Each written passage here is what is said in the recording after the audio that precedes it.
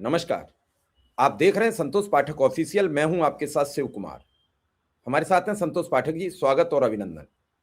बहुत बहुत धन्यवाद शिव जी, और तमाम दर्शकों को नमस्कार। और लोकतंत्र के लिए एक बड़ी खबर लेकर हम आपके सामने आए हैं। वैसे तो बता ही चुका हूं मैं आपको अपनी की स्टोरी में कि 24 घंटे सातों दिन 365 दिन मेहनत करके प्रधानमंत्री नरेंद्र मोदी ने वो कमाल कर दिया है जिस कमाल का अंदाजा आप लगा नहीं सकते। और उनकी जांच एजेंसी तो और भी कमाल कर रही है। अजीत पवार ने कहा भाजपा भ्रष्टाचारी है, तो पड़ गया छापा। एक नेता बीजेपी छोड़कर कांग्रेस में चले गए, तो पड़ गया छापा। लोक लाज और शर्म लिहाज वो सब कुछ इन्होंने, ऐसा लगता है कि गंगा मैया में एक तरह से डुबा दिया है। और खुले तौर पर मैदान में उतरकर हमें और आपको चैलेंज कर रहे हैं। इस देश के 144 करोड़ लोगों को चैलेंज कर रहे हैं कि चीन कब्जा करते रहे तो करते रहे कश्मीर के हिस्से पर, हम तो चीन के नेताओं का रेड कारपेट स्वागत करेंगे। और ये मैं फिर कह रहा हूं, कल देश के सेनाध्यक्ष ने जो बोला वो नरेंद्र मोदी के गाल पर एक तमाचा है। और वो सीधे सीधे ये बताता है कि चाहे वो नरेंद्र मोदी हो, अमित शाह हो, राजनाथ सिंह हो, मोहन भागवत हो, दत्तात्रेय होसवाले हो, ये सब इस देश के 144 करोड़ लोगों को, हमें और आपको, हमारी औकात और हैसियत बता रहे हैं कि तुम करते रहो जो करना है। हम तो चीन के साथ मेल मुलाकात करेंगे, सीक्रेट मीटिंग करेंगे, उनको स्वागत करेंगे, देश के दुश्मन का साथ देंगे।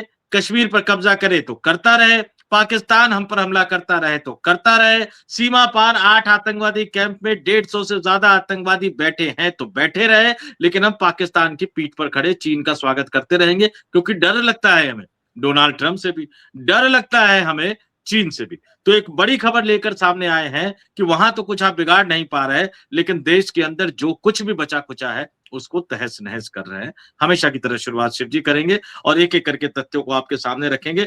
कुछ मिनट का टाइम दे देना भैया। तुम लोग भी, अपने तमाम दर्शकों से कहूंगा, समझ में नहीं आ रहा आपको, यूट्यूब वीडियो रोक रहा है, वीडियो प्रमोट नहीं हो पा रहे हैं, आपके पास वीडियो जा नहीं रहा, आपके पास सही खबरें पहुंच नहीं रही। लेकिन आपसे मान लिया कि ठंड का महीना है, लेकिन वीडियो देखने के लिए, वीडियो फॉरवर्ड करने के लिए रजाई से निकलने की जरूरत नहीं पड़ती। बस थोड़ा सा अपने दिल, दिमाग, आंख, नाक, कान खोल कर रखो। अरे भगवान ने इंसान के रूप में पैदा किया है, तो इंसान की तरह सोचो तो सही। हमारे बजरंग बली को कोई पतंग बना के उड़ा रहा है, कोई कह रहा है कि बजरंग बली जो है वो गेमिंग की दुनिया के बड़े मास्टर बन सकते हैं। मतलब बजरंग बली से अब गेमिंग भी करवा लो, बजरंग बली का पतंग भी उड़ा लो। बस इतना ही बात कहना बाकी रह गया है भैया कि बजरंग बली के नाम पर जो है बैटिंग ऐप भी बना लो। वैसे भी भगवान महादेव के नाम पर एक बैटिंग ऐप तो बनाया ही था, प्रधानमंत्री कार्यालय के अधिकारी का नाम आ गया था। तो 24 घंटे सातों दिन 365 दिन हिंदू धर्म का और हिंदू धर्म के देवी देवताओं का अपमान करने वाले नरेंद्र मोदी को हमने हिंदू हृदय सम्राट बना रखा है। अब क्या कहें जी शिव जी। बंगाल में एक बड़ा मामला सामने आया है।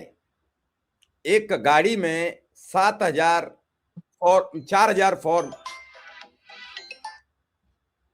जो वोट काटने के फॉर्म होते हैं वो लेकर भाजपा के कार्यकर्ता जा रहे थे। कहीं से कुछ पता लगी, लोगों ने गाड़ी रोक ली, देखा तो उसमें 4,000 के करीब फॉर्म 7 भरे पड़े थे। कार्यकर्ताओं ने पूछा आप कौन हो, तो उन्होंने कहा कि हम भारतीय जनता पार्टी के लोग हैं। उनने पूछा तुम कौन हो, तो उन्होंने कहा हम तृणमूल कांग्रेस के कार्यकर्ता हैं। तो 3 तो वहां मौके से भाग गए। उन्होंने कहा फंस गया मामला। 2 लोगों को पकड़ लिया, गाड़ी पकड़ ली, पुलिस को बुलाया, सुपुर्द किया, गाड़ी सीज हुई, दोनों जेल भेज दिए। एक आदमी उनमें वहां के पूर्व पंचायत प्रमुख और मंडल अध्यक्ष का पति है। और इस पूरे मामले में ये नहीं मैं समझ पाया कि 4,000 फार्म लेकर वो कार्यकर्ता चुनाव आयोग के दफ्तर यानी ईआरओ के दफ्तर क्यों जा रहा था, रिटर्निंग ऑफिसर के दफ्तर क्यों जा रहा था एक व्यक्ति। 4,000 फार्म तो बड़ी संख्या हो गई संतोष जी, 4,000 वोट कटवाना एक व्यक्ति। तो ये खेल क्या चल रहा है? क्या ये खेल जो 58 लाख वोट कटे हैं उसी पर ममता बनर्जी सुप्रीम कोर्ट जा रही हैं? अब उसके बाद अगर नई लिस्ट जारी होती है और उसमें कट जाते हैं और 5 लाख वोट, और 10 लाख वोट। तो जब वोट ही काटने, क्या ये प्रक्रिया उसी तरह जा रही है जैसे चाइना की है? चाइना से तो कल ही मीटिंग हुई है, अब तो आरएसएस की बैठक भी हो गई, उसका फोटो सामने नहीं आने दिया गया ताकि और छीजा लेदर ना हो। तो क्या अब चुनाव होंगे नहीं? क्या होगा संतोष जी? बड़ी खबर है ये, बड़ी ब्रेकिंग कर देखिए रहा हूं ये। शिव जी, दर्शकों को इससे पहले बता दूं कि इससे पहले कई साल पहले जब एक मीटिंग हुई थी इसी तरह से भारतीय जनता पार्टी और चीन की सत्तारूढ़ पार्टी के नेताओं की, तो एक प्रेस रिलीज जारी किया गया था कि भारतीय जनता पार्टी चीन की कम्युनिस्ट पार्टी के कामकाज करने के तौर तरीके को सीख रही है। तो क्या चीन की तरह हमारे देश में तानाशाही लाने की शुरुआत की जा रही है क्या? भाई क्या सीखना चाहते हो आप चीन से? ये सवाल तो दर्शकों को सोचना चाहिए और पूछना भी चाहिए कि भारतीय जनता पार्टी, नरेंद्र मोदी, अमित शाह, जेपी नड्डा, नितिन नवीन की पार्टी चीन से सीखना क्या चाहती है? अब ये जेपी नड्डा कल आखिरी दिन अध्यक्ष के तौर पर गए थे पार्टी कार्यालय शिव जी, क्योंकि अब 19 जनवरी को नामांकन और ये सब प्रक्रिया होनी है। मैंने आज किसी व्यक्ति ने, बड़े पत्रकार ने उसको शेयर किया एक्स पर, तो मैंने उस पर लिख दिया कि आज वो मोटी रस्सी वाली बैरिकेटिंग तो नहीं लगाई थी। 20-20 साल, 25-25 साल, 30-30 साल से भारतीय जनता पार्टी को कवर करने वाले जब जेपी नड्डा प्रेस रिलीज लेकर पटना के अखबारों के दफ्तर जाया करते थे और कई सारे पुराने संपादक थे जो लिहाज करते थे, उस समय आप जेपी नड्डा का नाम कोई नहीं जानता था। प्रेस रिलीज लेकर जाना पड़ता था आपको एक एक अखबार के कार्यालय, बिठाते थे, पानी पिलाते थे, और वो जेपी नड्डा राष्ट्रीय अध्यक्ष बन गए तो 30-30 साल से बीजेपी कवर करने वाले पत्रकारों से पार्टी कार्यालय जाते थे ना, तो मोटी सी रस्सी की बैरिकेटिंग लगा दी जाती थी कि पत्रकारों की छाया भी जेपी नड्डा पर ना पड़े। क्या ये चीन का प्रभाव था क्या? और आगे जाकर पता लगे कि भैया कार्यालय में भी नहीं घुसने दोगे, फिर पता लगेगा उस सड़क पे भी नहीं जाने दोगे। संसद भवन में तो एक पिंजड़ा आपने पहले ही एक दिन बता दिया था, उस पिंजड़े में मुझे भी बैठना पड़ा था शिव जी। जब पत्रकारों को पार्लियामेंट की प्रोसीडिंग की कार्रवाई, पार्लियामेंट के बाहर नेताओं से बात करने से रोक दिया गया था, एक जो खेमा मीडिया सेंटर का बना गया था उसी में कहा आप बैठ ना जाओ, हम लोग विरोध प्रदर्शन करते हुए उसी खेमे में जाकर बैठ गए कि हम किसी नेता से बात नहीं करेंगे। विपक्ष के नेता हमारे पास आए, राहुल गांधी आए, अखिलेश यादव आए, सदन के अंदर उस मसले को उठाया गया, तब जाके लोकसभा स्पीकर जो है वो पीछे हटते हुए नजर आए, नहीं तो उस दिन यही काम कर दिया गया था। उसी तरह का पिंजड़ा क्या देश को बनाना चाहते हैं? अब ममता बनर्जी पे आइए। राहुल गांधी ने एक वोट चोरी पकड़ ली कि भैया मोबाइल नंबर से कैसे वोट डिलीट किए जाते हैं, तो अब ये फिजिकल करवाने लग गए। बिहार से, झारखंड से कार्यकर्ताओं को भेज रहे हैं, वहां नेताओं को फॉर्म 7 लेके भेज रहे हैं। अब एक व्यक्ति कितने हजार मतदाताओं का नाम कटवाएगा, और जिनका नाम कटवाएगा वो क्या जेन्युइन मतदाता नहीं होंगे? फिर आप पकड़ते रहिए इनको कि किसने शिकायत दी। अब चुनाव आयोग से पूछिए तो चुनाव आयोग कहेगा नहीं नहीं नहीं नहीं, अपमान बर्दाश्त नहीं करेंगे, शपथ पत्र पे दे ममता बनर्जी। लेकिन भूल गए ज्ञानेश कुमार कि पश्चिम बंगाल बिहार नहीं है, पश्चिम बंगाल महाराष्ट्र नहीं है जहां उनकी अपनी सरकार थी, पश्चिम बंगाल हरियाणा भी नहीं है जहां उनकी अपनी सरकार थी, पश्चिम बंगाल बिहार में भी अपनी सरकार थी। यहां ममता बनर्जी है, तृणमूल कांग्रेस है। दिल्ली में चुनाव आयोग के दफ्तर पर आकर अभिषेक बनर्जी हड़का कर गए हैं ज्ञानेश कुमार को कि उंगली दिखा के बात मत करना, और पश्चिम बंगाल में ममता बनर्जी, नरेंद्र मोदी, अमित शाह, उनकी जांच एजेंसी ईडी, इन सबको लगातार बेनकाब कर रही है। और सीधे आरोप लगाया गया कि व्हाट्सएप पर एसआईआर के नियम बदले जा रहे हैं, चुनावी प्रक्रिया से जुड़े जो ईआरओ है, एईआरओ है, उन पर दबाव डाला जा रहा है कि मतदाताओं के, जेन्युइन मतदाताओं के नाम हटाए जाए। और टीएमसी ने जो दावा किया है, मालदा के इंग्लिश बाजार, बांकुड़ा के रानी बांध और तल डांगरा, पूर्वी मेदिनीपुर के मोयना और तमलुक, हुगली के चुनचुरा और चंदन नगर, नॉर्थ 24 परगना के बैरकपुर और कोलकाता के जोरा सांको से सामने आई है। टीएमसी ने कहा कि यह चुनाव आयोग के 27 अक्टूबर 2025 के नोटिफिकेशन नंबर का खुला और जानबूझकर किया गया उल्लंघन है, जिसमें साफ तौर पर कहा गया है कि कोई भी बीएलओ, जो बीएलए है माफ कीजिएगा, ड्राफ्ट पब्लिकेशन से पहले बीएलओ को हर दिन 50 से ज्यादा फॉर्म और उसके बाद हर दिन 10 से ज्यादा फॉर्म नहीं जमा करेगा। तो ये हजारों फॉर्म कहां से आ गए, कौन लेके जा रहे थे, किसके नाम कटवाए जा रहे थे? और उससे भी बड़ी बात जो ममता बनर्जी ने आज कह दिया कि भैया इस देश में जो नई टेक्नोलॉजी आती है उसका इस्तेमाल क्या लोकतंत्र की हत्या के लिए करोगे क्या? राजीव गांधी कंप्यूटर लेकर आए, उन्होंने उसमें ऐसा तो चिप फिक्स नहीं किया था कि भैया वोटिंग का सारा प्रोसेस बदल जाए। फिर उसको लेके आते कंप्यूटर पे, उसको लेके आते आप ईवीएम मशीन पे, फिर वोटिंग प्रोसेस को हाईजैक करते, ऐसा तो नहीं किया था। अब नरेंद्र मोदी साहब एआई का इस्तेमाल, शिव जी, ममता बनर्जी ने जो आरोप लगाया, मैं दर्शकों से कहूंगा कि मत जाइए ममता बनर्जी पर, मत जाइए चुनाव आयोग पर, आप खुद रिसर्च कीजिए। एआई यानी आर्टिफिशियल इंटेलिजेंस टूल्स का इस्तेमाल भारतीय जनता पार्टी के कहने पर देश का चुनाव आयोग ज्ञानेश कुमार कर रहा है। ये ममता बनर्जी का आरोप है। एआई का इस्तेमाल करके, आर्टिफिशियल इंटेलिजेंस टूल का इस्तेमाल करके राज्य में जो एसआईआर अभियान चलाया गया, उसके तहत, उसके अंतर्गत ड्राफ्ट वोटर लिस्ट से 54 लाख नाम बिना किसी मौके के हटा दिए गए, और जो नाम हटाए गए ये ज्यादातर असली और वैध वोटरों के थे, उन्हें बचाव तक का मौका नहीं मिला। और एआई टूल्स कैसे काम करता है जरा बता दूं। आप रीडेबल फॉर्मेट में डाटा नहीं दोगे, आप सर्चेबल फॉर्मेट में डाटा नहीं दोगे, लेकिन आपने उत्तर प्रदेश में एसआईआर किया शिव जी, पता है आपको कैसे सर्च कर सकते हैं? एक नंबर है जिस पर अपना एपिक नंबर डालिए, उसका डिटेल आ जाता है। मतलब कहीं ना कहीं आपके पास व्यवस्था है, तो सर्चेबल दोगे नहीं, रीडेबल दोगे नहीं, लेकिन आप खुद इसका इस्तेमाल करोगे। खुद कैसे इसका इस्तेमाल करोगे? सारे बूथ आपके पास है, बड़े आराम से टैकल करोगे कौन से बूथ पे टीएमसी को ज्यादा वोट मिला, कौन से बूथ पर बीजेपी को ज्यादा वोट मिला, और जहां टीएमसी को ज्यादा वोट मिला वहां से कुछ मतदाताओं के नाम बिल्कुल एआई टूल्स का इस्तेमाल करते हुए हटा दो, ताकि ज्यादा वोट जो है अब भारतीय जनता पार्टी को मिले। इस तरह का इस्तेमाल अब चुनाव आयोग कर रहा है, और ये सीधा सीधा आरोप, ये बड़ा आरोप ममता बनर्जी ने लगाया है। ममता बनर्जी ने जो प्रेस कॉन्फ्रेंस की आज, बिल्कुल रोंगटे खड़े कर दिए हैं, हिला दिया है चुनाव आयोग को, नरेंद्र मोदी, अमित शाह, ज्ञानेश कुमार को। ममता बनर्जी ने कहा कि चुनाव आयोग ने दिल्ली में बैठकर बीजेपी के एआई टूल्स से नाम डिलीट किए, ये सॉफ्टवेयर नामों में मिसमैच दिखाकर उन महिलाओं के नाम काट रहे हैं जिन्होंने शादी के बाद सरनेम बदला। कई जिंदा लोगों को भी मर चुका दिखाकर हटा दिया गया। उन्होंने दावा किया कि ये काम बिना किसी वजह बताए किया गया, जिससे वोटरों को जवाब देने का मौका नहीं मिला। ये वही भारतीय जनता पार्टी है, ये वही प्रधानमंत्री नरेंद्र मोदी है, जिनकी विदेश मंत्री पहली सरकार में सुषमा स्वराज हुआ करती थी। महिलाओं को शादी के बाद जो पासपोर्ट बनाने में दिक्कत आती थी ना शिव जी, तो महिलाओं के फेवर में सुषमा स्वराज ने उस नियम को बदल दिया था। आज आप शादी के बाद सरनेम और मिसमैच और ये सब का हवाला देकर महिलाओं के नाम वोटर लिस्ट से काट रहे हो, देश की आधी आबादी का नाम वोटर लिस्ट से काट रहे हो, एआई टूल्स का इस्तेमाल करके वोटर लिस्ट से लोगों के नाम काट रहे हो, और उसमें भी ज्यादातर महिलाओं के नाम काट रहे हो। ये चौंकाने वाला खुलासा है, ये बड़ा खुलासा है, और अब जो है निश्चित तौर पर आर पार की लड़ाई की बात ममता बनर्जी कह रही है शिव जी।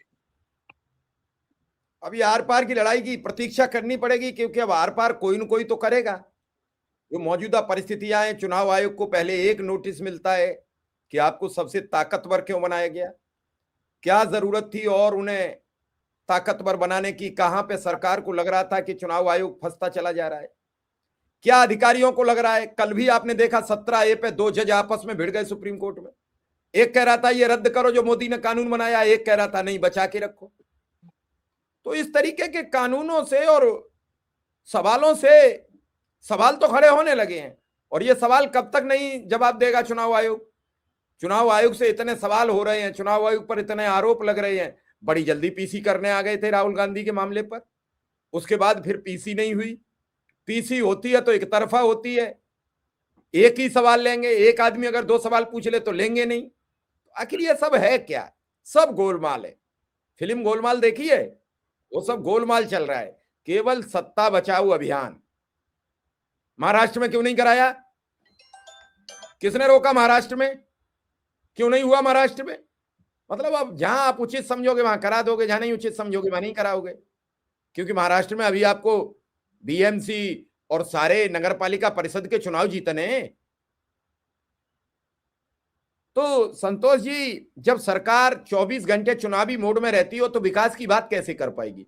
चुनाव के लिए बड़ी स्ट्रेटजी लगानी पड़ती है, बड़ी भूमिका निभानी पड़ती है, कैसे वोट सेट करें, कैसे क्या करें, बड़ी जुगाड़ें बनानी पड़ती हैं। तो जब सरकार पूरी है, अमित शाह 24 घंटे चुनावी मोड में रहते हैं।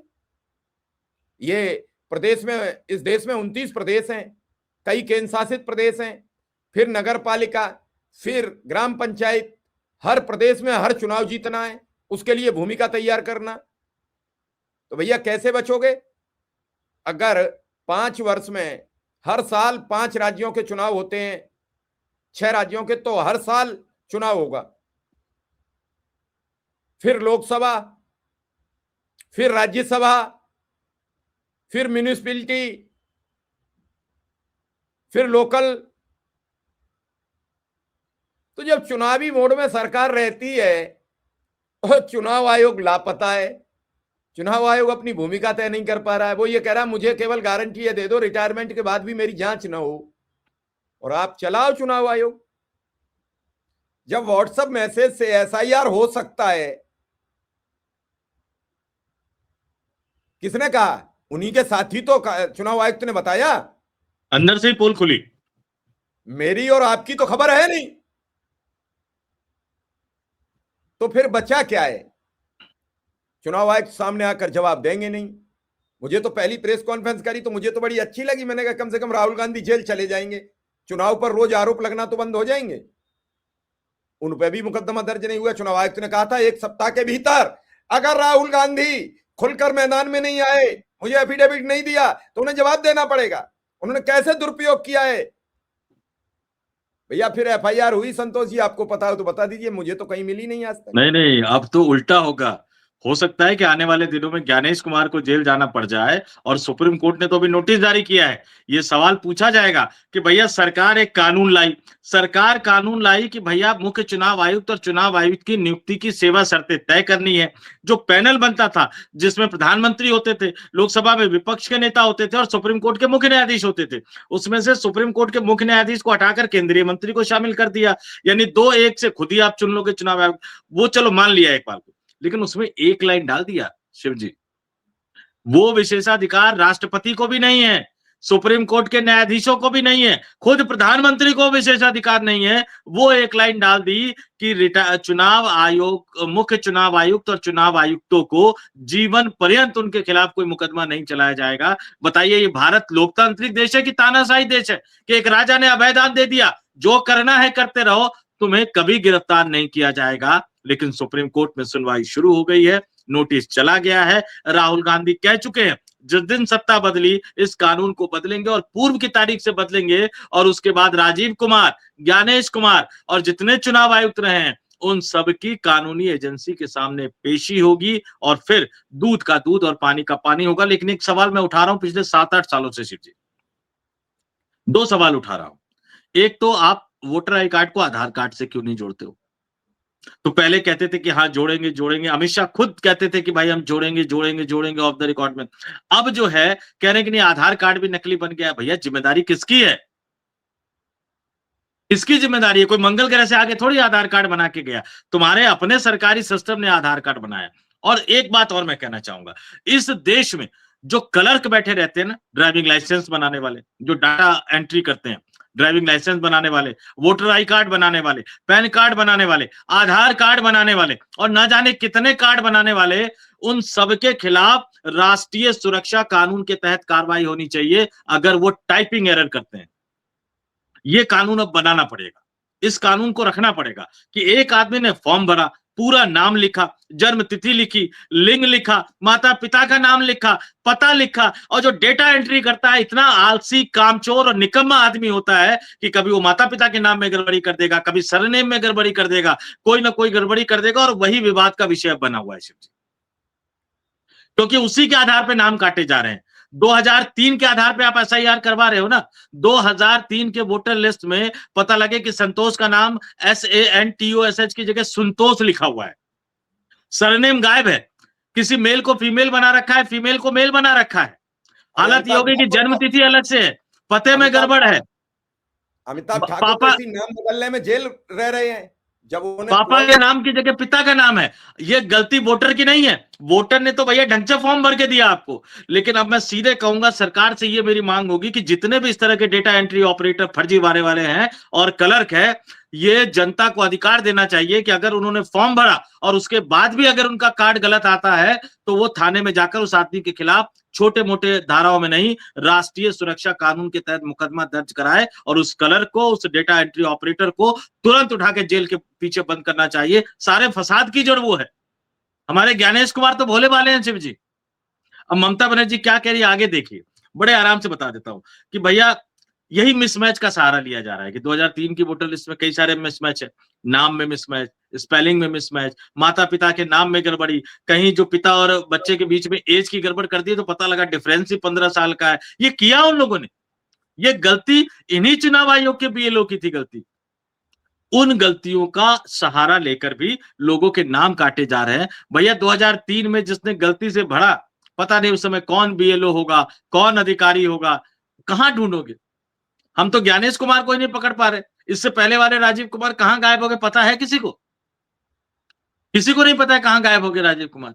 इन गलतियों का सहारा लेकर भी वोटर लिस्ट से नाम काटा जा रहा है और ममता बनर्जी का आरोप कि बीजेपी और चुनाव आयोग का नेक्सस, गठजोड़, ये जो है फाइनल वोटर लिस्ट से 1 करोड़ नाम हटाने की तैयारी कर रहा है ताकि भारतीय जनता पार्टी को पश्चिम बंगाल जो है वो प्लेट में सजाकर ज्ञानेश कुमार, नरेंद्र मोदी और अमित शाह के हाथ में सौंप दे।